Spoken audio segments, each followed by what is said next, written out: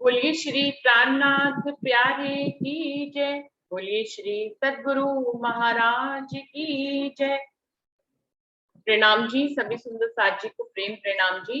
राम रतन महाराज जी की बीतक के प्रसंग में ये तीसरी परिक्रमा में आगे बढ़ रहे हैं, जिसमें रामानंद जी का प्रसंग चल रहा है, जिनको पेट में तिल्ली हो गई है, जिसके कारण से उन्होंने जन्म मरने तक का प्रण प्रतिज्ञा ली है कि वो अन्न नहीं खाएंगे, क्योंकि वो कुछ भी खाते थे तो उनको दस्त हो जाता था।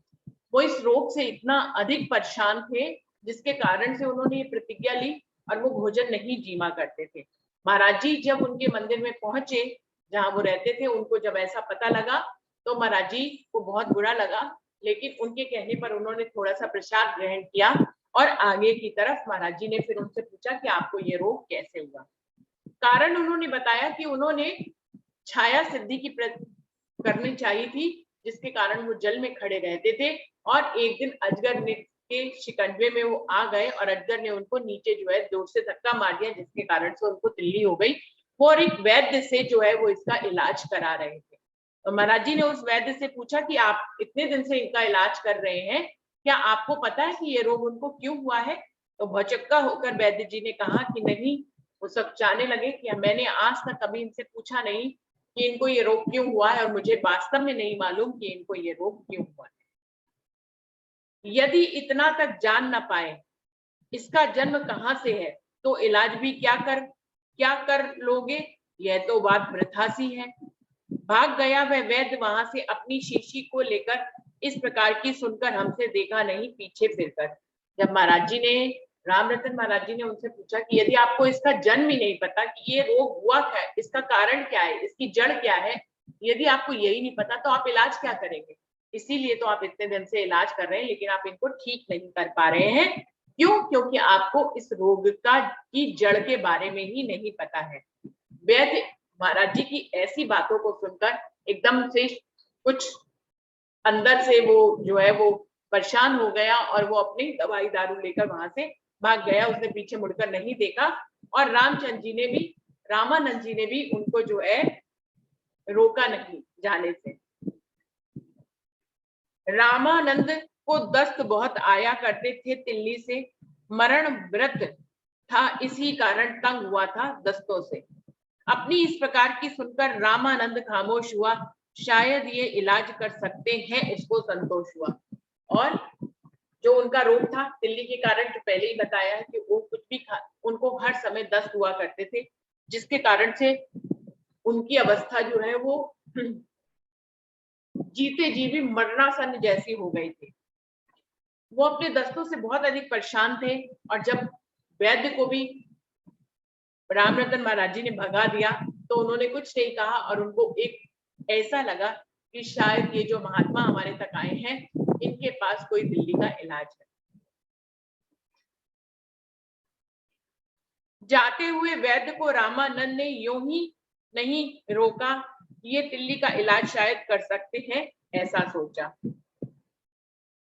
रामानंद सिद्ध तो थे ही, साथ साथ विद्वता भी, इलम और अध्ययन पूर्ण था, कभी कमी नहीं थी कोई भी। उस वैद्य को जाने पर रामानंद जी ने उनको रोका तो नहीं, लेकिन उनको लगा कि जो महात्मा मेरे तक आए हैं ये भी सिद्ध पुरुष है एक, और जरूर ही ये मेरी दिल्ली का कोई इनके पास इलाज है। और स्वयं रामानंद जी खुद भी एक सिद्ध पुरुष थे, बहुत पहुंचे हुए थे और ज्ञान भी उनको पूरा था और कोई भी किसी भी प्रकार की कमी उनके पास नहीं थी। जाने के पश्चात वैद्य के लगे पूछने, निज परिचय है महाराजा ये तो बतला दो, आप कहाँ से आए हैं, जन्मभूमि है कहाँ आपकी, और शरीर ये किसका है? सुनकर प्रश्न शुरू हो गए हम, जो एक अपनी आदत है। अब रामानंद जी ने महाराज जी के बारे में पूछना शुरू किया कि हे महाराज जी, आप ये तो बताएं कि आप कहाँ से आए हैं, आप कौन से तन है, इस तन का क्या नाम है? मैंने तो अभी तक आपका नाम तक नहीं पूछा। आप ये बताएं कि यहाँ कैसे पधारे हैं, कहाँ से आए हैं, कौन सी आपकी जन्मभूमि है? उनके इतने प्रश्नों की बौछार सुनकर महाराज जी कह रहे हैं, फिर हमने बोलना शुरू कर दिया, जैसे कि हमारी आदत ही थी। हम हमेशा ही जो है पहले तो मौन रहते थे, लेकिन यदि कोई कुछ पूछ ले तो फिर हमारी गाड़ी शुरू हो जाती थी। हम तो बड़ी दूर से चलकर आए हैं यहाँ पंडित जी, चले आए दुख ग्रसित प्राणियों को लखकर इस दुनिया में।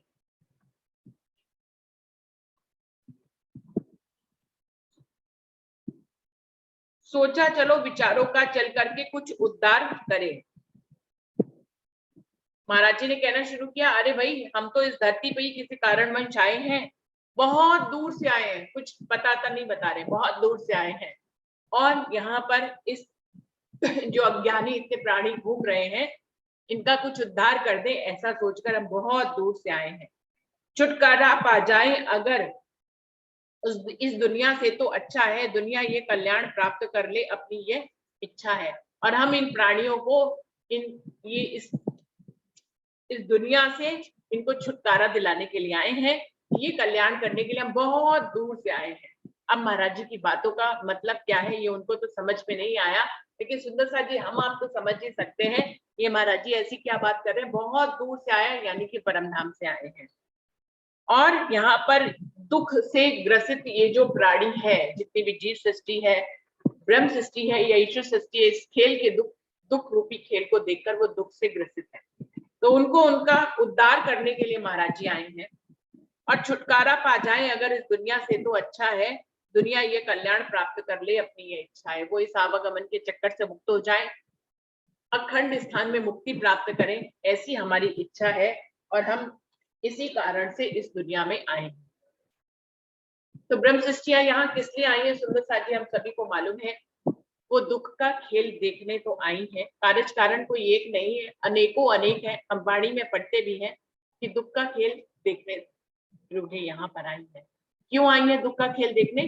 क्योंकि उनको इश्क के वास्तविक स्वरूप की पहचान परमधाम में नहीं थी। तो इश्क के वास्तविक स्वरूप की पहचान करने के लिए यहाँ आई है, दुख का खेल देखने के लिए आई है, और क्योंकि ब्रह्म सृष्टियां इस दुनिया में आई हैं अपने अक्षरातीत पूर्ण पारब्रह्म के कारण, इसलिए इस खेल को भी अखंड करने के लिए आई है। तो ये पूरी दुनिया जो कि आवागमन के चक्कर में है, किसी को भी आज तक ब्रह्म ज्ञान न मिला था और न ही वो अखंड मुक्ति को प्राप्त कर पाते थे, तो उस अखंड मुक्ति को प्राप्त अब जो है ब्रह्म सृष्टियों की चरण रज के कारण ये दुनिया अखंड हो जाएगी, और ये बहुत बड़ी बात है। इस प्रकार की डाक छोड़ दी हमने अपनी अंधाधुंध, सुनकर जब कुछ समझ न पाया तो घबराया रामानंद, यह तो कोई सिद्धि है शायद या पागल आ टकराया, लग तंग करेगा हमें हमेशा उसने हमको धमकाया। महाराज जी की जब ऐसी बातें जो किसी को समझ नहीं आती है, महाराज जी कितनी ज्ञान भरी बातें कर रहे हैं, लेकिन ये एक अलग बात है कि किसी को उनकी बात समझ में ही नहीं आ रही है। तो रामानंद जी को लगा कि ये कुछ पागल वगल से है, या तो इनके पास कोई बहुत बड़ी सिद्धि है, या फिर ये थोड़े से दिमाग से हटे हुए हैं, और कहीं ये हमें तंग ना करें, ऐसा रामानंद जी के मन में संशय उत्पन्न हो गया उनकी बातों को सुनकर। एक डांट दे करके उसने हमको चुप करना चाहा, बोला बस बकवास बंद कर, क्या है अंड बंड गाया। तब जवाब देकर के बोले, कुछ पहचाना कौन है देख, पर तेरी तो फुट रही है, दिख रहा है केवल वेश। अब रामानंद जी को लगा कि ये तो पागल है, और इस तरह से ये तो बोलना शुरू कर देते तो बंद ही नहीं करते, और अगर ये ऐसे ही बोलते रहे तो हम तो वैसे ही पढ़ना सन हालत में, और हमारा दिमाग भी जो है खराब कर देंगे ये।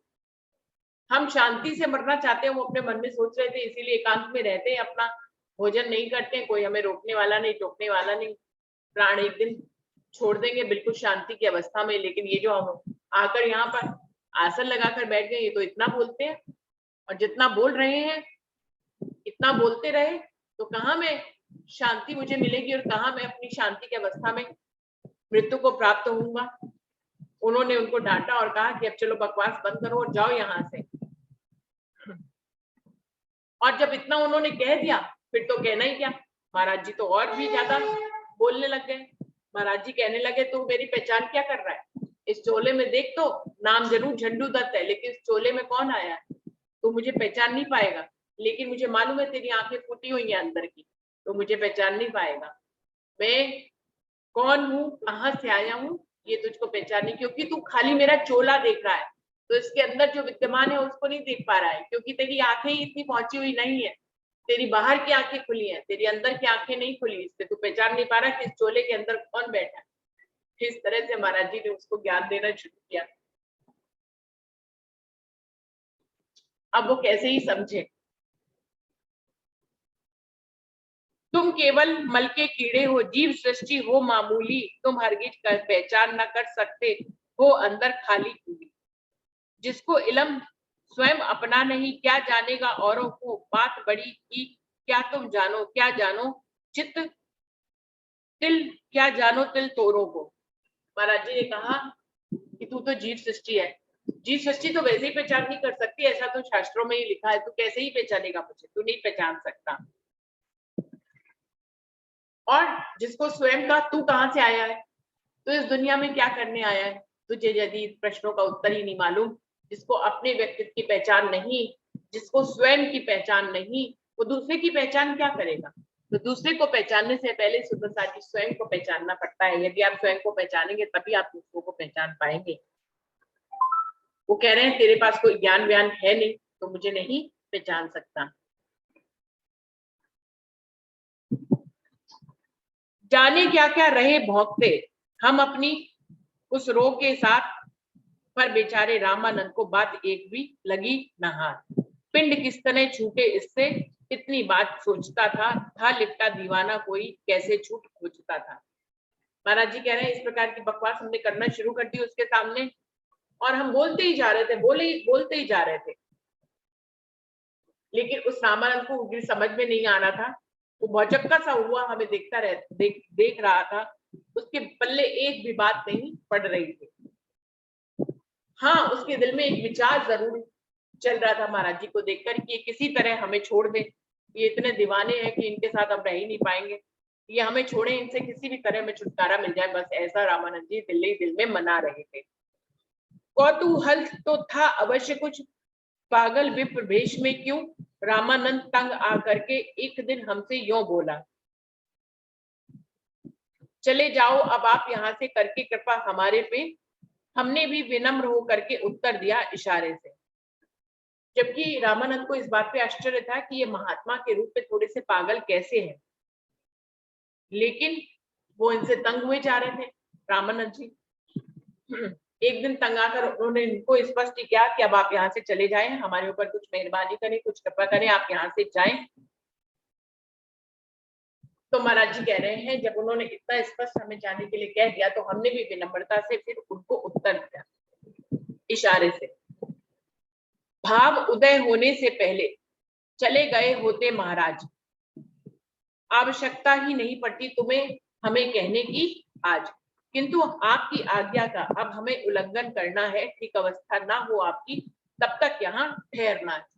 महाराज जी ने, रामरतन महाराज जी ने उन्हें उत्तर दिया कि आपको ये कहने की जरूरत थी, हम तो वैसे ही कहीं नहीं टिकते, हम कहीं पे 4 दिन टिकते हैं फिर आगे बढ़ जाते हैं, और आपको ये कहना ही नहीं पड़ता और हम उससे पहले ही चले जाते। लेकिन हम क्या करें, आपका ये जो हमें रोग पता लग गया है, जब तक हम इसका इलाज नहीं कर लेंगे हम यहाँ से हिलेंगे भी नहीं। चाहे आपने हमें एक ही दिन भोजन कराया हो, लेकिन हम आपके पास रहेंगे, आपको इस रोग से मुक्त करेंगे, फिर हम आगे को जाएंगे। जब तक ठीक ना हो पाओ तुम, या तुम चोला छोड़ ना दो, तब तक ताले नहीं चलेंगे, जब तक रिश्ता तोड़ ना दो। और महाराज जी ने तो और बड़ी प्रतिज्ञा उनको बता दी, या तो हम तुम्हें ठीक कर देंगे, या फिर यदि तुम्हारा जब तक मृत्यु तुम्हारे करीब नहीं आती, तुम तन नहीं छोड़ देते, तब तक हम कहीं नहीं जाएंगे, तुम्हारे पास ही टिकेंगे। तो एक दृढ़ निश्चय कर लिया महाराज जी ने उनको इस बड़े रोग से मुक्त करने का, और उनको बतला भी दिया कि हम यहाँ से जाने वालों में से नहीं, या तो ठीक करेंगे तुमको या चोला छुड़वाएंगे, अगर टूटनी है तोड़वाएं, जुड़नी है जुड़वाएंगे। महाराज जी ने कहा कि या तो हम तुम्हें ठीक कर देंगे और या फिर हम तुम्हारा अंत तुम्हारा आ जाए निकट, ऐसा प्रयास करेंगे। या तो तुम्हारा चोला छुड़वा देंगे या फिर तुम्हारा रोग उड़ा देंगे, या तो तिल्ली जाएगी या चोला जाएगा, दोनों में से कोई एक जाएगा, या तुम्हारा चोला जाएगा या तुम्हारा तिल्ली का रोग जाएगा। और रोग खत्म कर लिया तो कह रहे जुड़ना है तो जुड़वा देंगे, तोड़ना है तो तोड़वा देंगे। यदि तुम्हारा रिश्ता इस दुनिया से तोड़ना ही लिखा है जल्दी, तो निश्चित ही तुम जल्दी तन छोड़ोगे, और अगर तुम्हारा ठीक होना लिखा है तो निश्चित ही तुम ठीक भी जल्दी हो जाओगे। मात हमें मारे भी चाहे हम संघर्ष सब सह लेंगे, आप हमें मारे भी चाहे हम संघर्ष सब सह लेंगे, हालत नहीं है ठीक आपकी कुछ कह लो सब झेलेंगे।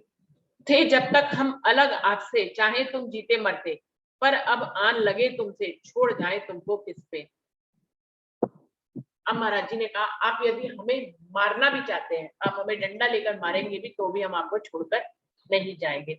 जब तक आपका रोग हटेगा नहीं, हम यहाँ से नहीं मिलेंगे। और अगर हम कहीं बाहर से चले जाते, आपसे मिलते ही नहीं, तो हमें आपसे कुछ लेना देना नहीं था।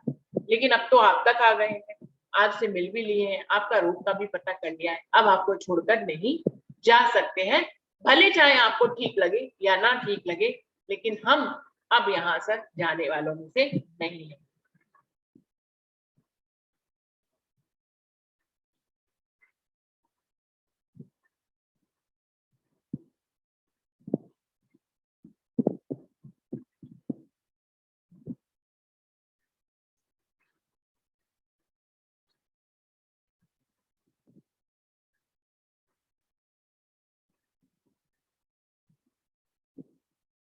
इधर आपका जीवन दाता वैद्य हमारी बातों से भाग गया, बोलो फिर कैसे जा सकते हम यहाँ से। अब उत्तरदायित्व आपका निर्भर है केवल हम पर, कार्यभार सेवा बेवा क्या जाएं छोड़कर सब किस पर। महाराज जी का ऊपर से हमारी बेटों की बातों को सुनकर आपका जो इलाज करने वैद्य आया था वो भी चला गया। अब आपको किसके भरोसे छोड़कर जाए। आपकी सेवा का जो धर्म है वो अब हम निभाएंगे ही निभाएंगे, अब हम आपको छोड़कर नहीं जा सकते हैं। रामानंद हमारी बातों पर कुछ था चिड़ा सा हुआ, पर अपनी यथार्थ बातों को सुन करके खामोश हुआ। अब हमने 2-4 रोज के भीतर ही अपना श्रृंगार कोई किसी को बांट दिया सब आखिरकार। महाराज जी कह रहे हैं हमारी बातों से वो वैसे ही पहले ही चिड़ा हुआ था, अब तो और चिढ़ गया कि अब हमारा इलाज करेंगे, लेकिन वो खामोश हो गया हमारी बातों को सुनकर। महाराज जी कह रहे हैं फिर 2-4 दिन के अंदर ही हमने अपना सारा जो है वेशभूषा जो है पहनी उतार कर सबको बांट दी। वैसे थे निधि रूप वस्त्र ये, था प्रसाद गुरु हाथों का, पर हमने जंजाल समझकर सारा एकदम बांट दिया। भूषण वही पुराना पहना, नग्न लकोटी रखी एक, रामानंद चकित हो बैठा जब देखा अपना ये वेश। महाराज जी कह रहे हैं वैसे तो हमें गुरु महाराज ने वस्त्र दिए थे, ये उनका एक प्रसाद ही था, लेकिन हमारे लिए बहुत झंझट था। महाराज जी इतने सालों से फक्कड़ बनकर नंगे ही रहते थे, सिर्फ एक धोती ही पहनते थे, तो अब उन्हें वस्त्रों से थोड़ी सी अड़चन होती थी, इसलिए महाराज जी कह रहे हैं हमने उसको जाल समझकर सबको बांट दिया। और हमने अपना पुराना आभूषण रूपी वही वस्त्र नीचे लंगोटी वाला पहन लिया। और रामानंद जी हमारे इस वेश को देखकर एकदम से चकित हो गए। लगा सोचने हो सकता है स्वयं हम ही गलती पर हैं, यह तो और मामला है कुछ कोई उच्च महात्मा है। रामानंद ढला स्तर से झुकने लगा हमारी ओर, हमने भी सत्संग आदि में पकड़ा उसको पूरे तौर। महाराज जी कह रहे हैं जब हमारा ऐसा भेष देखा तो रामानंद को थोड़ा सा आश्चर्य हुआ, और वो उसको लगा कि लगता है कि ये कोई पहुंचे हुए महात्मा है। इस प्रकार से वो धीरे धीरे महाराज जी की तरफ थोड़ा थोड़ा विनम्र होने लग गया। और महाराज जी कह रहे हैं हम भी वहां पर चर्चा का विषय हमने छेड़ दिया और चर्चा होने लग गई। जो भी विषय पकड़ लेते हम खोल कर रख देते, अर्थ का अर्थ गूढ़ का भी अर्थ रख देते, जगह को जौनसी का भी वर्णन हम करने को लग जाते, अंग अंग न्यारे न्यारे जो पुस्तक से यूं बतलाते। महाराज जी कह रहे हैं कि हम चर्चा वाणी वहां पे शुरू कर दी हमने, और हम इतना बोलते थे जो भी विषय हम ले लेते थे उसका अर्थ का अर्थ ऐसे गहरे गहरे अर्थ हम बताते थे। महाराज जी कह रहे हैं कौन सी जगह का हम जिस भी जगह का वर्णन करते परम धाम की, ऐसे लगता हमने ग्रंथ का पूरा हर हिस्सा खोलकर रख दिया हो। दरवाजे दालान 6 खूटियां गमले आले रोशनदान, अलग अलग गिन गिन बतलाते परम धाम का हर सामान। महाराज जी कह रहे हम ऐसी चर्चा करते चौपाइयों में तो भेद के भेद खोल देते, और जब परम धाम में रमण करते तो कहाँ दरवाजे हैं, कहाँ दहलान है, कहाँ खूटियां हैं।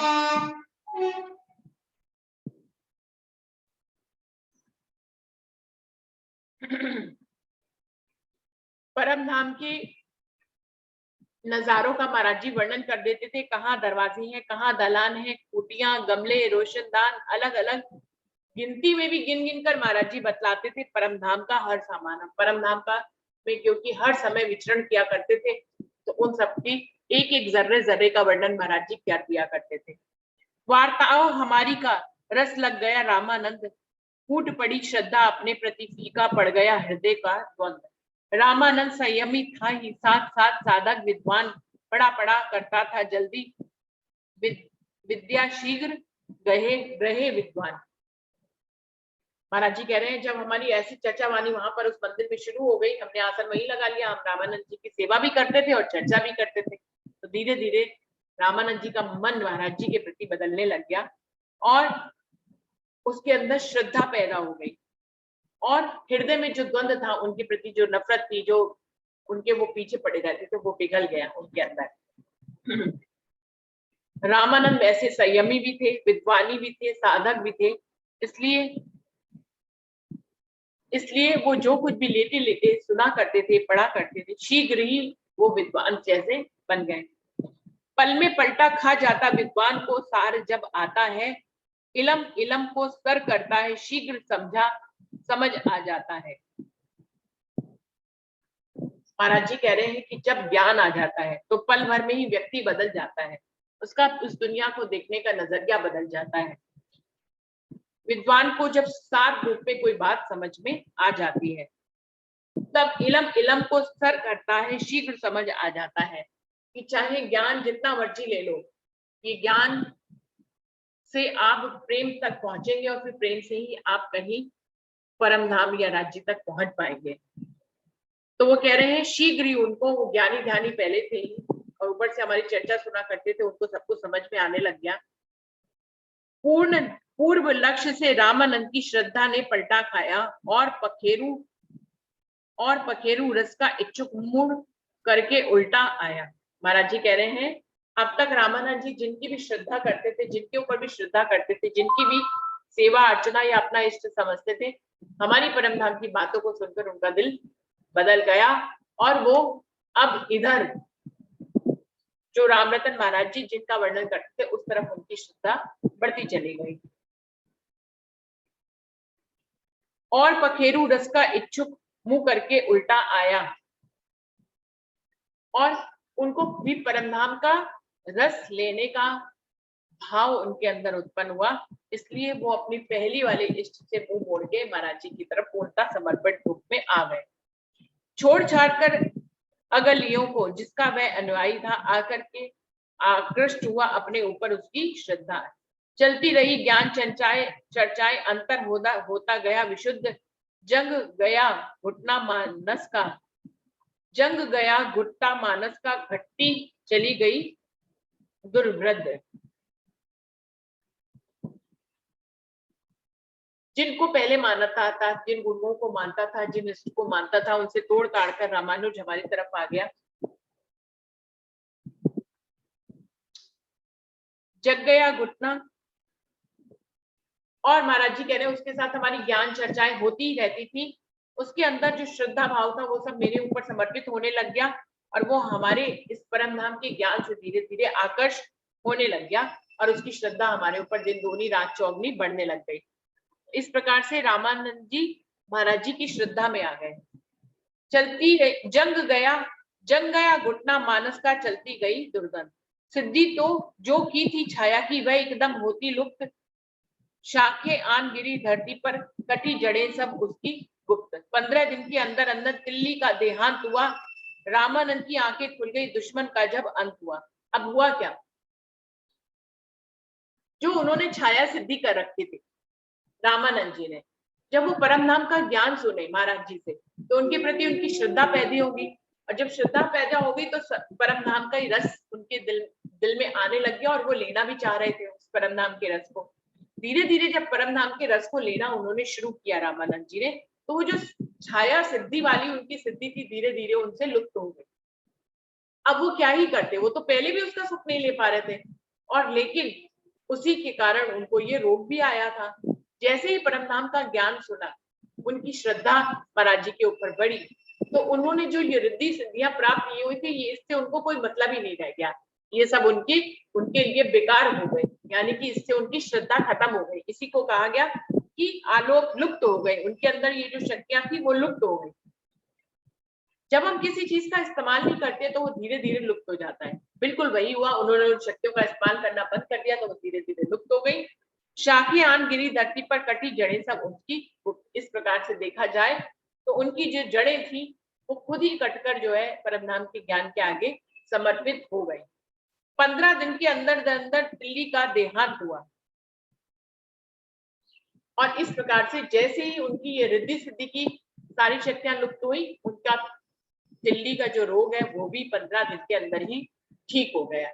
तो क्या था, वो उस सिद्धि को लिए हुए थे, उस सिद्धि के साथ ही उनको ये रोग लगा हुआ था। जैसे ही उन्होंने सिद्धि का साथ छोड़ा, उनका ये तिल्ली का रोग भी उनके साथ ही चला गया।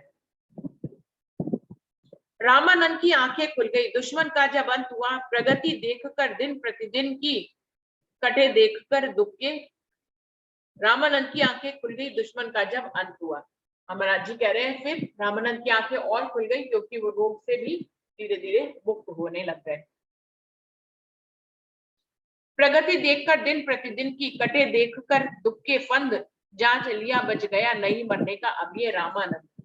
हमने कमली और कमंडल धारे कर में चलने की, पहुंच गए रामानंद जी के हम पास आज्ञा लेने की। महाराज जी कह रहे हैं, रामरतन महाराज जी कह रहे हैं, जब हमने दिन प्रतिदिन उनकी अवस्था में सुधार देखा तो हमने सोचा कि अब ये पूरी तरह से ठीक हो गए हैं, परमधाम का ज्ञान भी ले लिया है, और उनके जीव जांच लिया बच गए नहीं मरने का अब ये रामानंद। महाराज जी कह रहे हैं, हमने पूरी तरह से ये जांच लिया कि अब ये मर नहीं पाएंगे इस तिल्ली के रोग के कारण। प्राकृतिक मृत्यु जब आएगी तब आएगी, लेकिन ये जो तिल्ली के रोग के कारण मरने की प्रतिज्ञा कर रहे थे वो अब पूरी नहीं होगी, क्योंकि उनकी आज्ञा में, उनकी बीमारी में उनको आराम मिलने लग गया, तिल्ली आलोप होने लग गई। और फिर महाराज जी कह रहे हैं, अब हमें लगा कि अब हमारा काम पूरा हो गया यहाँ से। तो महाराज जी ने चलने का विचार किया और अपना कमंडल लेकर रामानंद जी के पास पहुंच गए और उनसे कहा कि अब हमें जाने की आप आज्ञा दीजिए। हमने अपने ढीठ पने का पूर्ण परिचय दिया तुम्हें।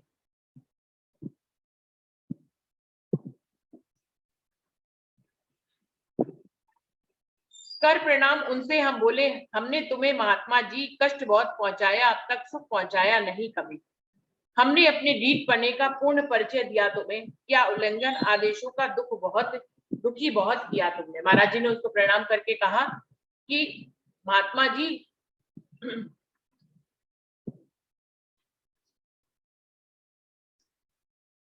हे महात्मा जी, हमें माफ कीजिए, हमने आपको यहाँ पर बहुत ही दुख दिया, आपके बहुत से आदेशों का उल्लंघन किया, आपका जो है हमने अपना ढीठ पना दिखाया, आपने हमें जाने के लिए बहुत बार फटकारा लेकिन हम गए नहीं, लेकिन हमने अपनी दुष्टता का यहाँ पे परिचय दिया, उसके लिए आप हमें माफ कीजिएगा। तुम जैसे सिद्ध महात्माओं को दुख पहुंचाना उचित न था, आज उन्हीं उद्दंडताओं को भगवान करना हमें क्षमा। हम तो तुम्हें भूल ना सकेंगे, याद रखें रहेंगे प्रिय व्यवहार, ऋण और ऋण न हो पाएंगे, लदा रहेगा हम पर भार।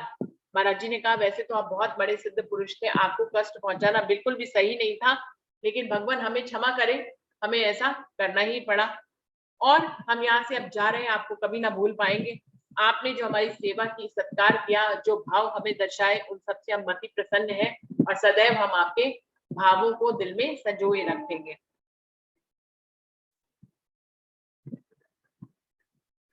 अच्छा, अब प्रणाम लो, अपनी क्षमा, आज हम जाते हैं, हर कुकर्म की माफी दे दो, भगवान आज्ञा चाहते हैं। राह खड़ा का खड़ा देखता रामानंद हमारे को, मुंह अवाक सा रह गया उसका, लख कर गए गवन हमारे को। और महाराज जी ने कहा कि हमने जितने भी कुकर्म आपके साथ किए उसके लिए हमें माफी दे दीजिए, भगवान हमें आज्ञा दीजिए, अब हम यहाँ से जाना चाहते हैं। वो कह रहे, रामानंद एकदम अवाक रह गया कि ये तो हमारे पास इतने दिनों से रह रहे थे, पता नहीं क्या हो गया, क्यों उठकर जा रहे हैं। छलक उठा जल स्नेह नेत्र में, कंठ अवरुद्ध हुआ एकदम, कुछ खिसियाए से होकर के बोले हमसे रामानंद। सच अगर पूछो तो भगवान, शरणता तो मैंने की है, क्षमा आपसे मैं मांगूंगा, चाहूंगा, दे ठेस तुम्हें मैंने दी है। और फिर महाराज जी को जाते हुए देखकर वो जो है उनकी भी आंखें छलक आई, उनका गला भी भर आया और वो बड़े अवरुद्ध गले से महाराज जी से बोले कि महाराज जी आप अपने आप से क्यों क्षमा मांग रहे हैं? क्षमा तो हमें मांगनी चाहिए, हमने आपकी व्यक्तित्व को नहीं पहचाना और हमने आपको जाने के लिए कहा। जब तक मैं व्यक्तित्व आपका जान न पाया था महाराज, तब तक किया अनादर हमने सिद्ध षड में ही आज। योग नहीं है वास्तव में क्षमा आपसे पाने की, चोट लगी अब सुनी आपसे भगवान हमने जाने की। महाराज जी, रामानंद महाराज जी कह रहे हैं हम आपके व्यक्तित्व को पहचान नहीं पाए, इसलिए हम आपसे धूर्तता और दृष्टता करते रहे। अब हमें आपके वास्तविक स्वरूप की पहचान हो गई और अब आप जाने लग गए हैं।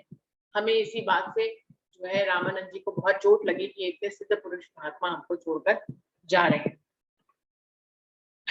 सुंदर साथ जी, समय थोड़ा सा कम रह गया है, अभी है वैसे 5-7 मिनट, लेकिन अब यहीं पे आज समाप्त करते हैं। आगे का प्रसंग महाराज जी तो अब जाएंगे ही और आगे का प्रसंग शुरू होगा तो कल ले लेते हैं। सुंदर साथ जी यहीं पर प्रणाम करते हैं।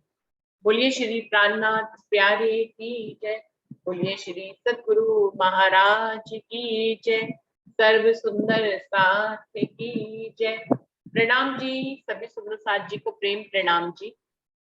प्रणाम जी। प्रणाम जी, सभी सुंदर साथ जी को प्रणाम जी। दीदी चंदन दीदी नहीं आए आज? आए नहीं, मैंने फोन भी किया तो उन्होंने फोन भी नहीं उठाया। अच्छा, तो सेकंड क्लास पे आपने फिर ये मीट इसकी ले ली बीटेक की? हाँ जी, फिर सेकंड क्लास पे बीटेक की ले ली थी? यही सुंदर साथ ने कहा कि वैसे तो समझ में